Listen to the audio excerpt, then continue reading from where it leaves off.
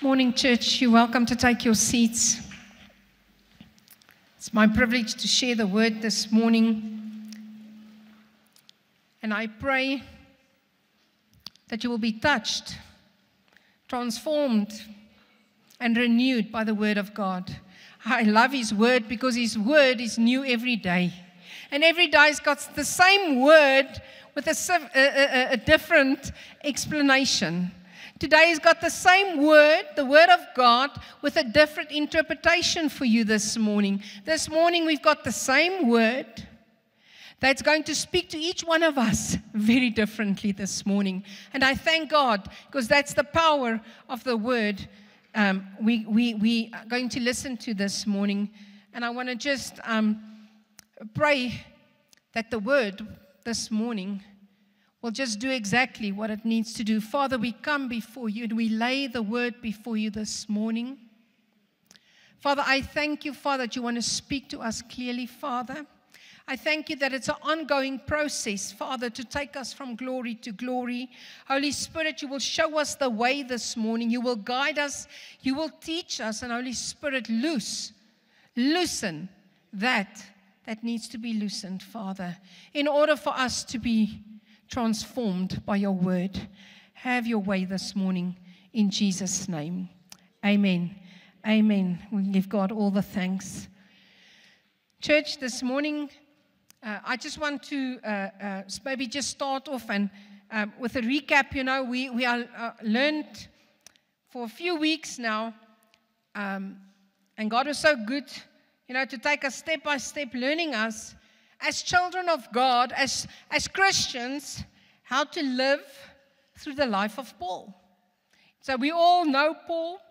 I got a video where Paul and Silas was in the prison, and when I watched it this week, and as a cell we watched it, I saw. Do you know that the prison doors that opened did not open conveniently 12 p.m.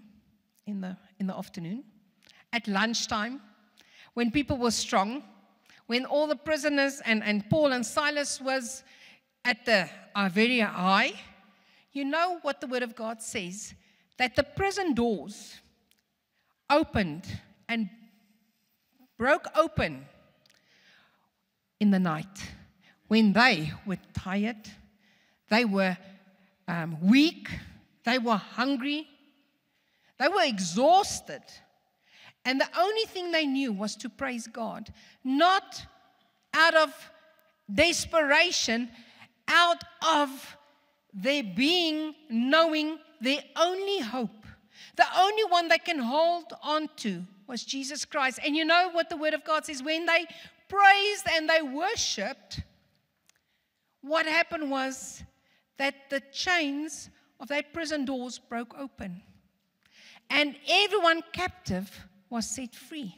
Even the one who, the man who watched over them, the guard in the prison, you know, he and his family were saved through that. And this morning, I trust that the word will just do that this morning. Even if you feel weak, even if you're on a low this morning, that you will take the word and you will eat the word and it will do something and transform your life, that you see the prison doors breaking. You will see that holding you back, that what maybe you have not recognized, because I believe God is going to speak to the church as an individual this morning. When you recognize the one thing that God does not want in your life and He warns you of, you will say, God, here it is. I give it back to you, and you will experience the breakthrough in Jesus' name. So Paul's life is truly an inspirational and an inspiring testimony of perseverance and his unwavering faith. Despite the immense trials and tribulations that Paul went through, his imprisonment, persecution, his hardship, he found joy. He found joy in his sufferings. This morning, can we just say, thank you, Lord, for my sufferings? Can you say, thank you, Lord? Please learn to stop being a murmurer and a complainer, feeling sorry for yourself. That is all part of self, of a fleshly nature. But just focus for a few minutes, say, God, okay, Lord, where I am, I'm fine with that. And I find joy in that. And then his unwavering devotion and ability to find peace. First of all, he found joy, and then he found peace in adversity. The adversity made him a powerful example of all who seeks righteousness. Amen. So Paul's view on his trials and tribulations was part of his ministry. He didn't see that God was unfair, God, you punish. He saw part of his ministry, because if he found joy and peace in it, what happened? He made an impact on someone. So if you just shift your view to say, God, my view on my trials and is part of my ministry, and God, it's strengthening my faith in order to inspire someone else. Amen? Amen. I would love for you to read, and we're also going to read one chapter in Romans 2, because this morning I want to speak to you about the letters which John wrote in Revelations. So Revelations 2, verse 28, we're going to read together this morning, and I trust that the word will just come and cut and shape and form and move us as he wants to this morning. So as we start in Revelations 2, Jesus speaks to John about the 4 churches. And the first church was the church of Ephesus. Now, to the angel of the church in Ephesus write, these are the words of him who holds the 7 stars in his right hand and walks among the 7 golden lampstands. I know your deeds. I know your hard work. I know your perseverance. I know that you cannot tolerate wicked people, that you have tested those who claim to be apostles but are not, and have found them false. You have preserved and have endured hardship for my name's sake, and have not grown weary. Yet I hold this against you, says Jesus.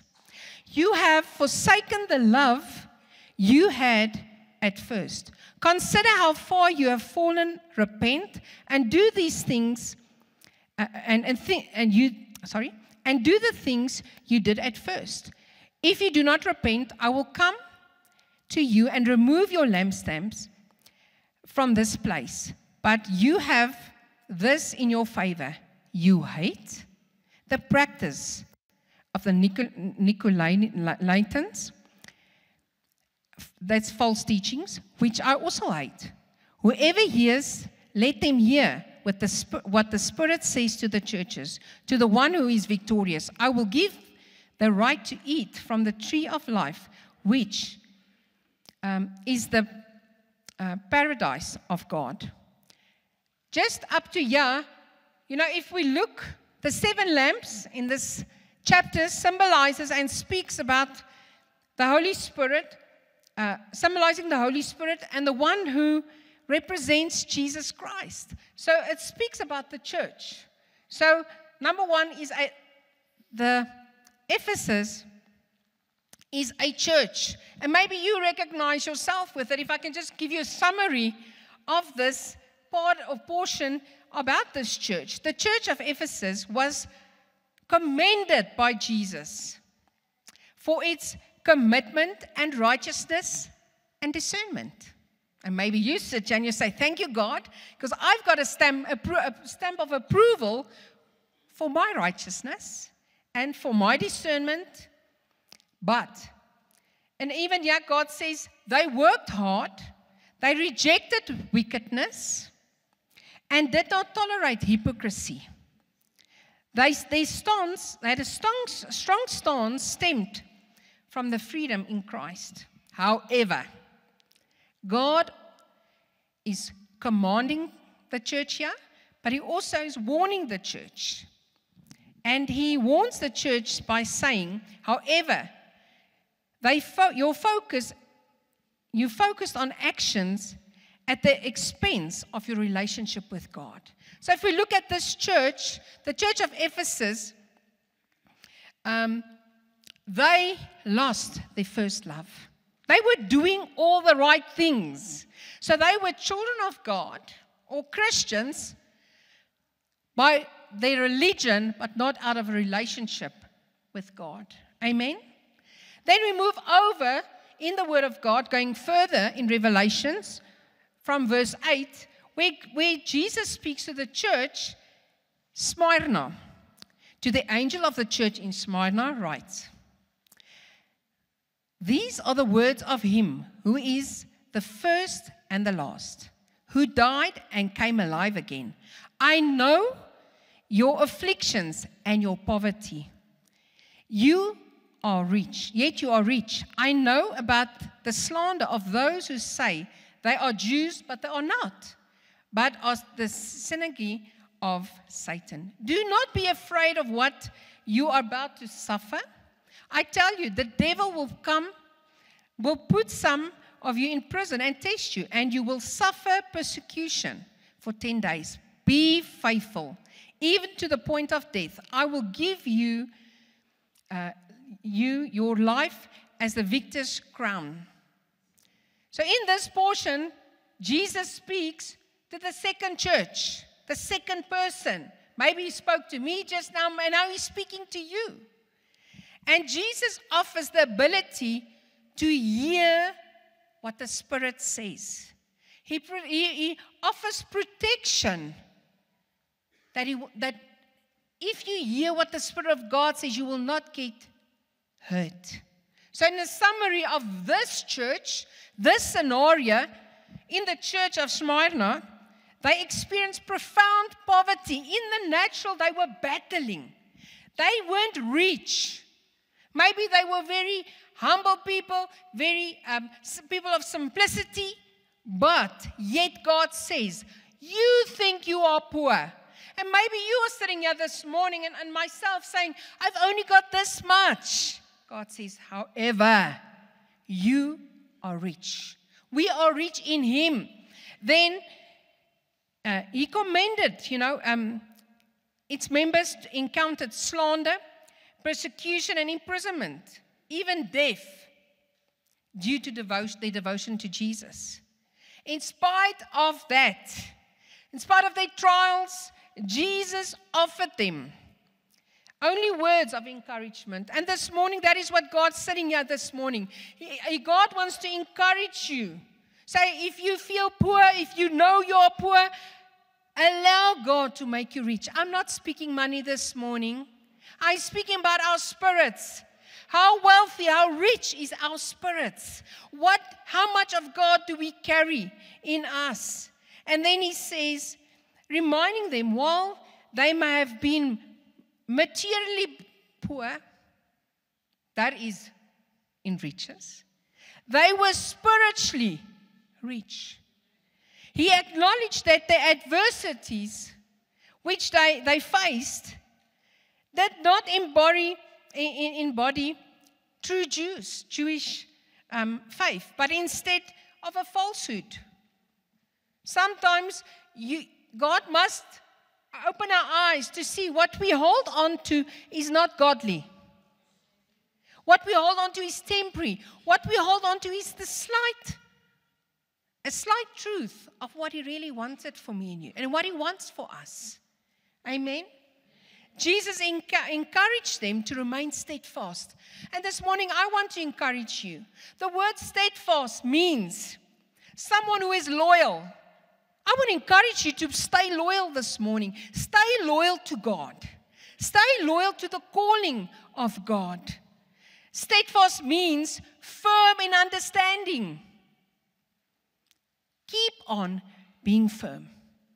Keep on being firm of what you believe. The understanding you have, say, I know this is right and it is right. I know this is not right, and I'm starting to stand by the saying it's not right. I will not compromise.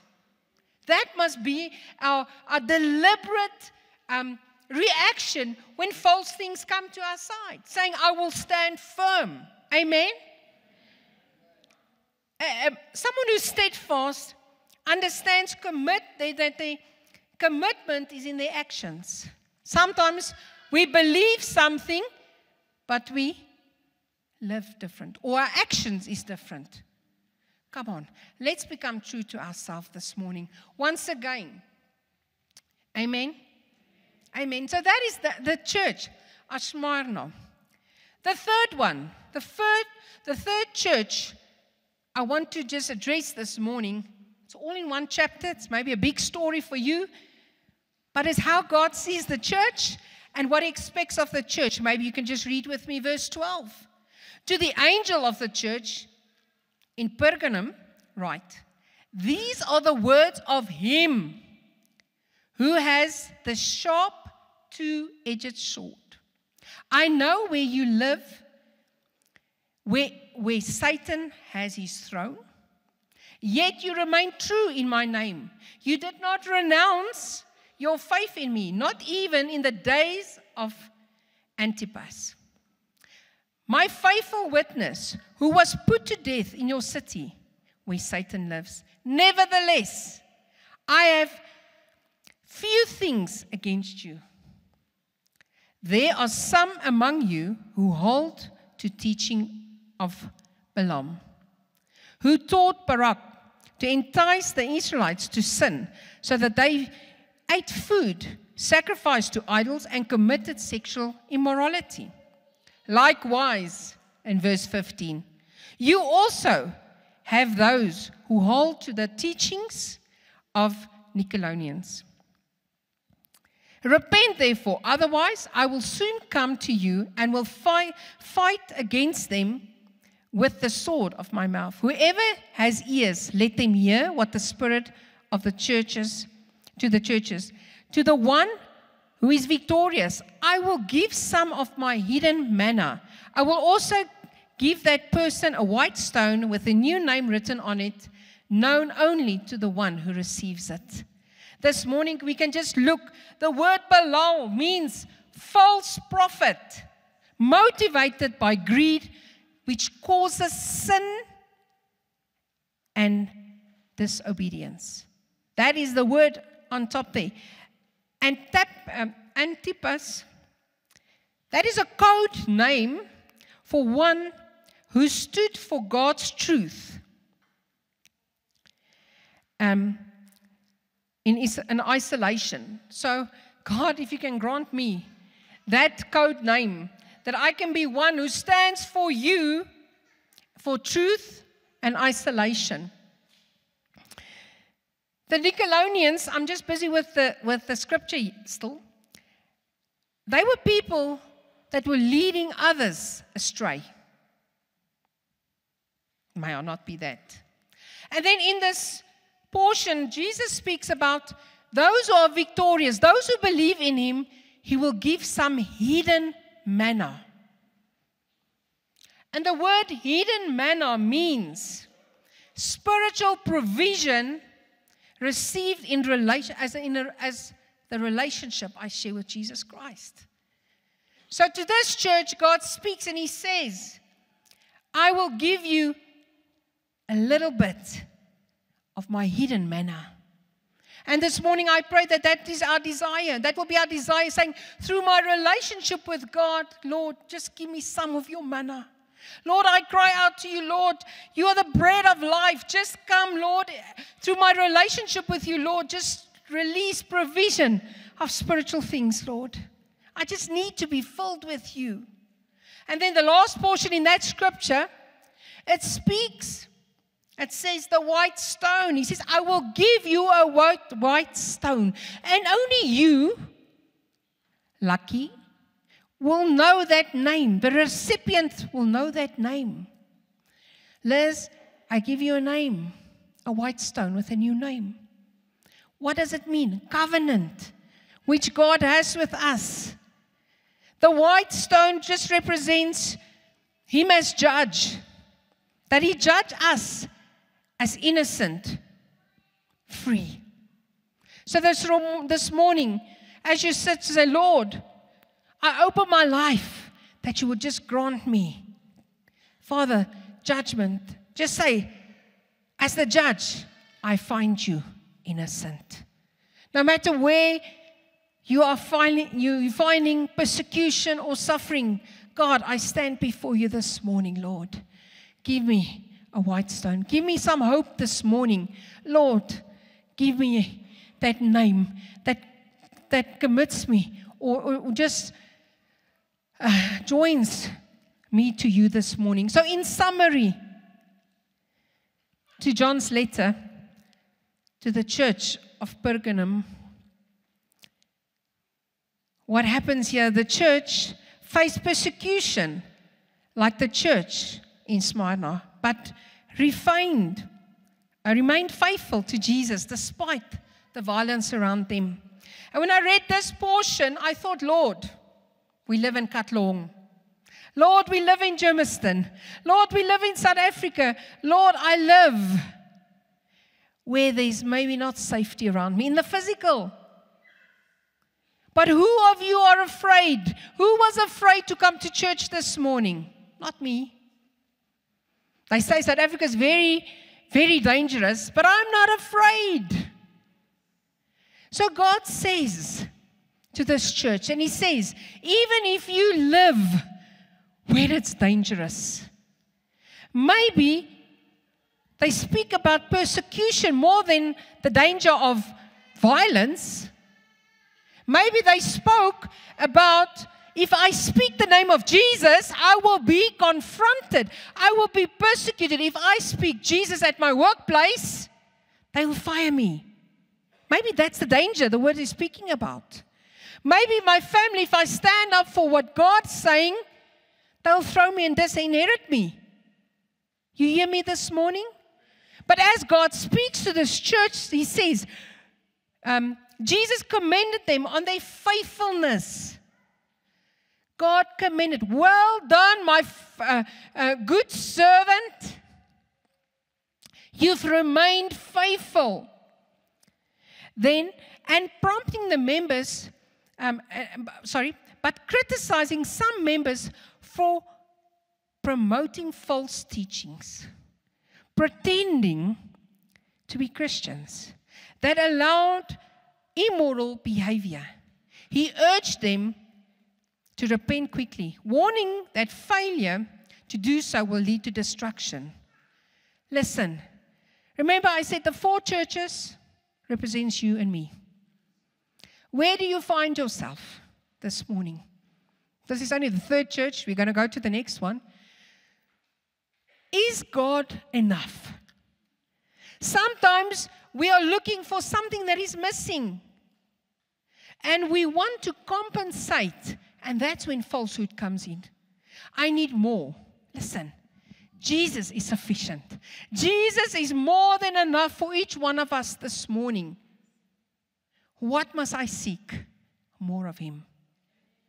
Don't try to get more of Him in the natural. Don't try to get more of Him in fulfilling the flesh.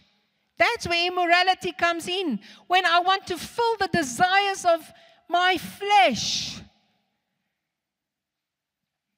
Say, Lord, Holy Spirit, help me this morning. Help me this morning to desire more of you. Where you find Him? In your inner room. You're not going to find Jesus necessarily on Netflix. You're not going to find Him in the new romance novel. We can. I see Jesus in everything. I can see Him. I see His goodness in everything. But where I distinctly going to find the completeness of God is in His Word and is in His presence. When I say, Lord, I meditate on the things of God. Lord, I meditate on you, Father. And the more I meditate on Him, you will be able to discern what is false. You know what is false? Can I tell you what is a simple example of false? Is when you are weak, you refuse to pray. That's false. That's false doctrine. When you are sick, you refuse to come to the healer. Because we've got excuses when I'm weak, when I'm sick.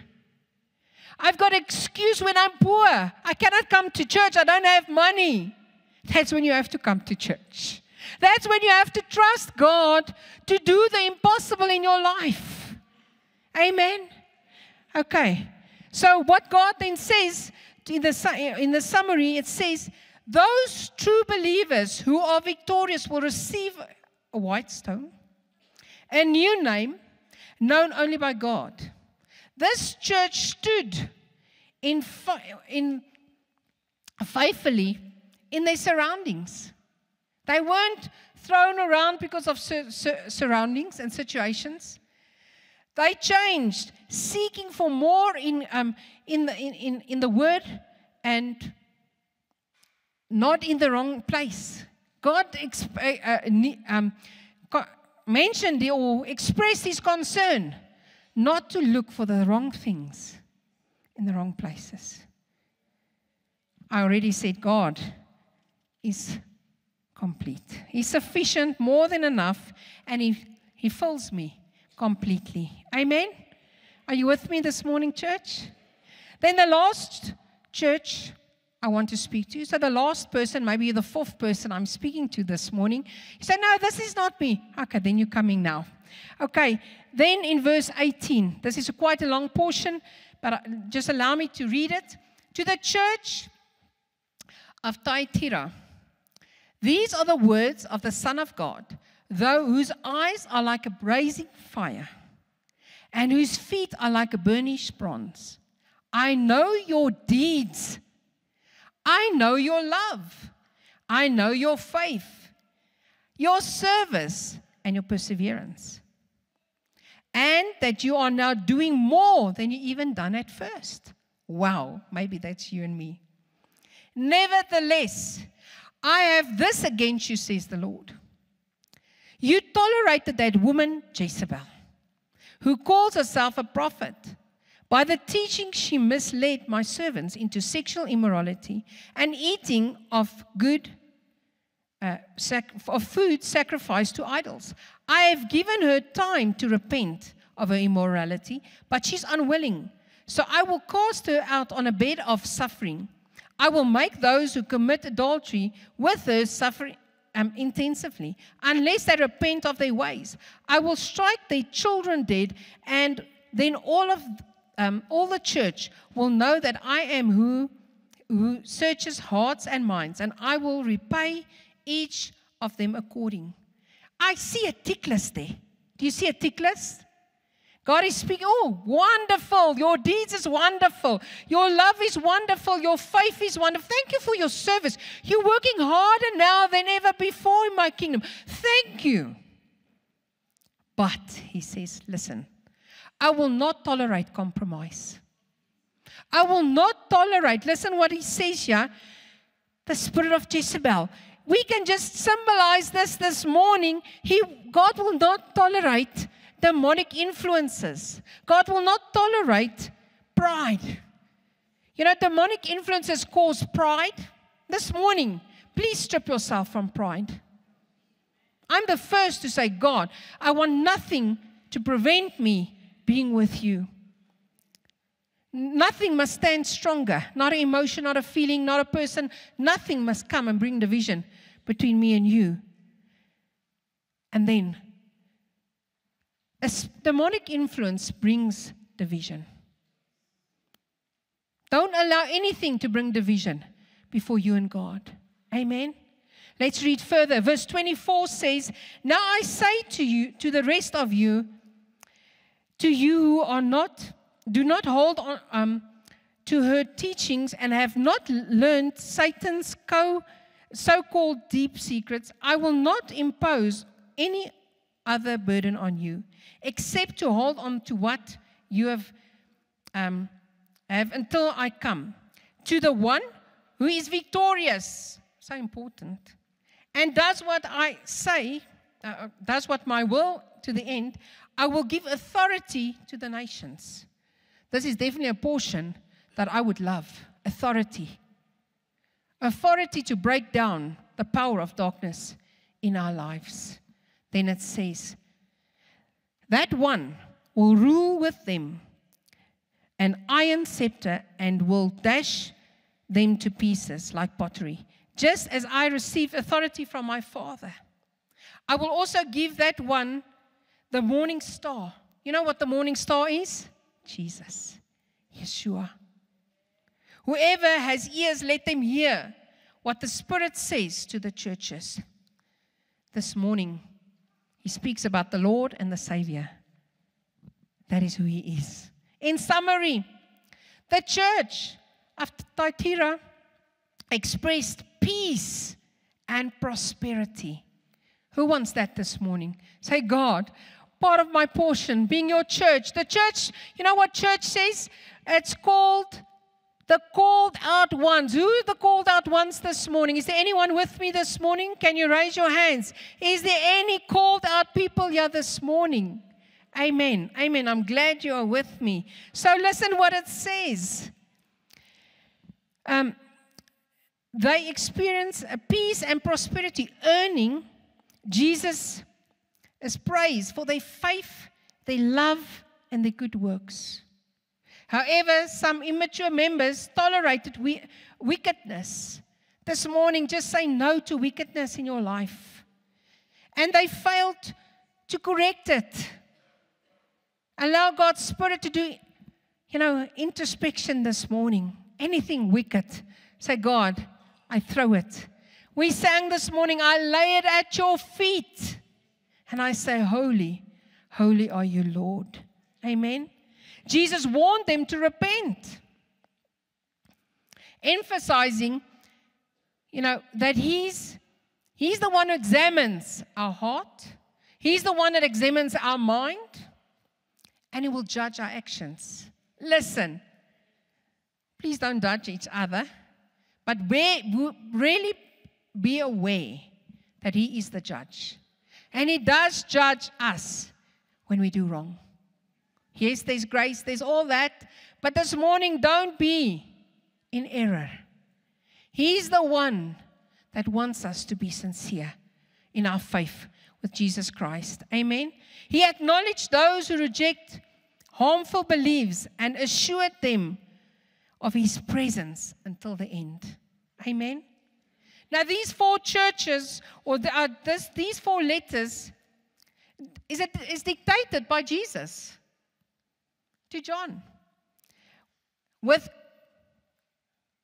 commitments or, saying, well done, well done, well done. He commended so many things, but He also rebuked certain things in the churches, in the four letters. He gave advice and He gave warnings, and that is who He is. He's a God of love. Amen.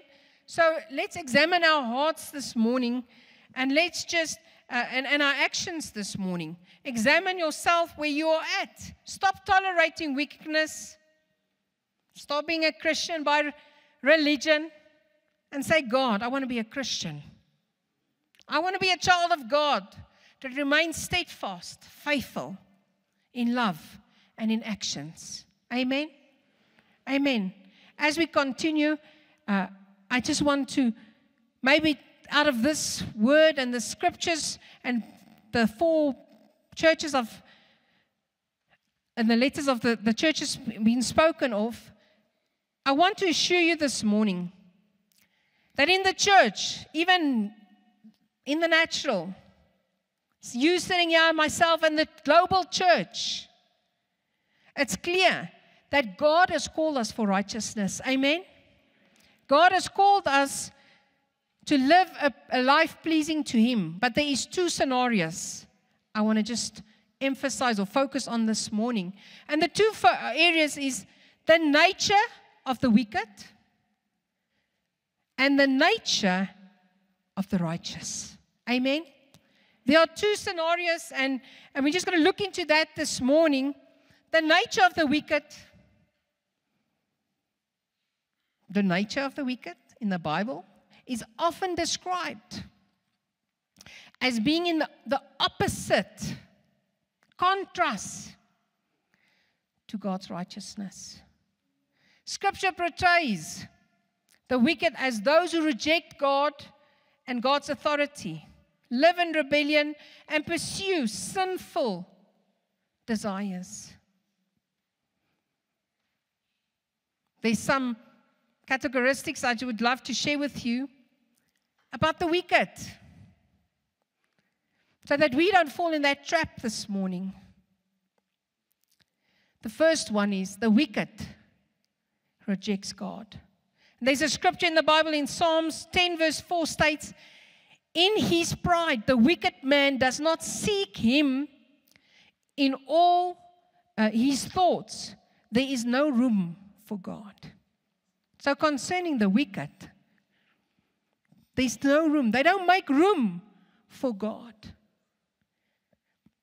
When it gets to morality, there's moral corruption and deceit. Proverbs 6 verse 12 says, describes the wicked as scheming and striving and up dissension. The wicked is always full of schemes. A plan B, plan C, plan D. Why? Because they cannot hold to the first plan, God, the A plan. So they have to scheme and make man-made plans. Hatred and violence is part of the wicked. And Psalms 11:5 says, the Lord tests the righteous and the wicked. His soul hates the lover of violence. Can you read it with me? 1, 2, 3. The Lord, can you work with me? The Lord tests the righteous and the wicked. His soul hates the lover of violence. I've said it, God's going to test both of us, the wicked and the righteous. But He does not like, or it says He hates, the one that always wants to make strife and trouble. The word is clear that God says He loves a peacemaker. Amen? So, the next one is injustice and oppression. The wicked is always involved with that what is unjust. Isaiah 10, verses 1 and 2 warns us against those who exploit, warns us of those who exploit vulnerability. Listen, church, we've given authority. God has given us authority not to exploit vulnerabilities, but to rule, to lift up, to motivate, to get people out of darkness, not to exploit your husband's weakness, your wife's weakness, to break down or to manipulate a situation. And I just want to say, there's always, with the wicked, there's always spiritual blindness. Somehow the enemy comes and he covers that, the breakthrough that's in front of you, the truth that's in front of you, that God is a God of love, God is a God of second chances, God is the one that He's putting out His hand that's going to pull me and up and rescue me, and He closes our eyes to the truth. And what happens, as it says in Proverbs 28, he who trusts in himself is a fool, but one who walks in wisdom will be safe. Amen. I hope that is your desire this morning. And the last one is consequences of wickedness. And Psalms 37 speaks about that the wicked will ultimately face judgment and destruction. But I love it. I'll never stop at something that is negative. There's also a nature of the righteous. And this morning, Psalms 37, I know I'm giving you a lot of scripture because I pray that the word will have its way this morning. Psalms 37, it speaks, the Lord makes firm the steps of the one who delights in him. Amen. Though he may stumble, he will not fall. For the Lord upholds him with his right hand. I was a young, and now I am old. Yet I've never seen the righteous forsaken. That's the words of David. On their children begging for bread. This is such a powerful scripture. Listen what it says. David says, he says, the righteous person's steps are made firm. Amen. You may stumble, but you will never fall. He's the one that's got you. The righteous man will never be forsaken or deserted. Thank you, God, for that promise. Because I'm righteous, I know, Father, that I will never be forsaken. And then the scripture speaks about a generation that will be blessed. That's the most important part for me in the scripture.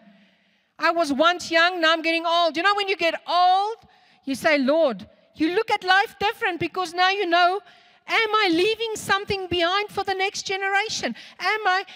Was my life a testimony that I teach the people around me how to live when I'm not here? So then David says, he says, but I got old. And as I got old, long after we are gone, our children will be blessed. I thank God for this promise. That our children will never be beggars. My children will never be beggars in the name of Jesus Christ. Amen. I just declare it. They will never be, they will live from out of the hand of God, from the provision of God. Why? Because I believe in a righteous living before God. The nature of the righteous person's life emphasizes the importance of using the wealth to help others. Being generous, not hoarding riches for oneself. Proverbs 3 speaks about, do not withhold good from those whom it is due, when it is your power to act. Do not say to your neighbor, this is a powerful scripture, come back tomorrow when he knocks on your door. I'll give it to you then, when you already have. Who of you have a little bit? Can you just, who have a little bit? Okay, maybe you don't have. Who has plenty? Are you with me this morning, church? Who of you's got a little bit? You know that He's the God of multiplication. He's the God that will multiply whatever you have to give. Don't turn people away. If you know the answer, if you got the wealth of God in the inside of you, you will know to tell someone, don't give up. When you carry wealth, you'll have the power to say, my God will supply in all your riches according to His glory and the love He has for you. Amen? A good person never withholds. And I pray that will be you and me. The kingdom order of increase is release. I hope I've got your attention. The kingdom order for increase is release. And I was reminded about this when Henny last week took up the offerings, and he spoke about the little boy who gave his entire lunch. 2 loaves and 2 loaves and 5 fishes. He gave what he had. We are focused on Jesus, which we should be, that multiplied it. But we forget about the little boy who gave all he had to feed thousands. You must just give your little in order for God to feed the thousands. Amen? The boy had faith that Jesus could do much more with that little than he had. Let's give what we have this morning. Give our heart, give our portion, give our measure to God. And because that young man knew sacrifice was an integral part of faith and obedience, his little became much. Amen. As I'm coming to a closing, God always requires obedience first. Amen. And foremost, however, sacrifice always follows, or often follows, bringing about good and ultimately glorifying the Father. Obedience is better than sacrifice in Proverbs 21:3, yet both remains necessary as we live with a fallen nature, which requires redemption through the blood of Jesus Christ. Amen. Continue to release. Continue to give what you have. Church, we are called to fill this church. You are called to fill this church. Not me only, not pastors only, or the shepherds. You are called to fill this church. We are called to be the light at our workplace. We are called to be the salt. This morning I pray that you will take that and say, Lord, it's my portion. God is the ultimate example of releasing, holding nothing back. Let us examine ourselves this morning, our hearts this morning. We as the church know that we are called to be righteous. I just want you to, as you sit, to put your hands out this morning, and I'm just going to do a prayer. And I pray that the word has touched each one of you, knowing that you are the church, the called out ones, and that God this morning is standing and He is commending you on certain things. Well done, my faithful servant. Well done. But He's also coming and urging us to change that needs to be changed. This morning, Father, we thank you for your word. Thank you that your word has spoken to us, Father. If I am the church, Father, this morning, Father, of Ephesus, Father, speak to me and change that. And I choose to change and release certain things. If I'm the church this morning of Smyrna, God, thank you for the commendation. But Father, I take ear to what you're saying this morning. Lord, I want to let go. And then the church of Pergamum, I thank you, Lord, once again that I can be an Antipas. I have the code name of the one who stood for God. But Father, if there's any false in me, Lord, Father, if I've learned my ear out for Balaam, the false prophet, Father, I pray this morning, Lord, that you give me a white stone. Give me some of that hidden manna, Father. I pray this in the name of Jesus. And then lastly, Father, if you've called me this morning to hear this, Father, that I'm the church, Thyatira, Father, and you say, well done for your deeds and your love and your faith and your service and your perseverance and even doing more. But listen this morning, I don't want you to allow demonic influences. I don't want you to allow wickedness in your life. Lord, I'm letting go in the name of Jesus. You called us to be righteous. You called us, Father, not to be wicked. Father, and this morning, Father, I pray that the blood of Jesus, Father, the name of Jesus, Father, can transform and change our nature, Father. This morning, Father, that we become more like you, Father. Father, this morning, Father, is an instruction, Father, and we take it this morning, Father. We want to be the church of Christ, Father.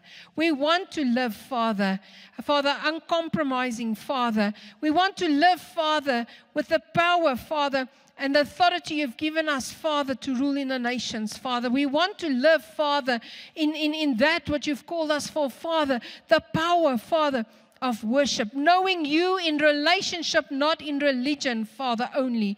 Father, therefore, Father, we cry out, Father, with worship this morning, Father. With worship, we cry out, Father, and we say, Abba, Father, we worship you.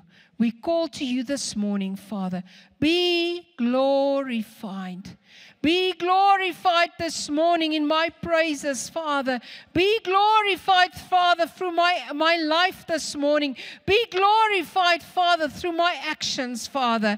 Father, my belief system, my faithfulness, Father. Father, whatever I do, Father, be glorified in the name of Jesus. Amen. Amen. Amen. Stand to your feet as we are closing. Just quickly stand to your feet this morning and raise your hands. Give God glory this morning because He's faithful, He's just, and He's truthful this morning. Come on, in your own words, give God glory this morning. Thank you, Father. We are the church. We are the called out ones this morning. In your own words, say thank you for the grace to be called your church. You're called out people, Father, in the name of Jesus. Amen. Amen. Amen. Thank you, church. You can be seated.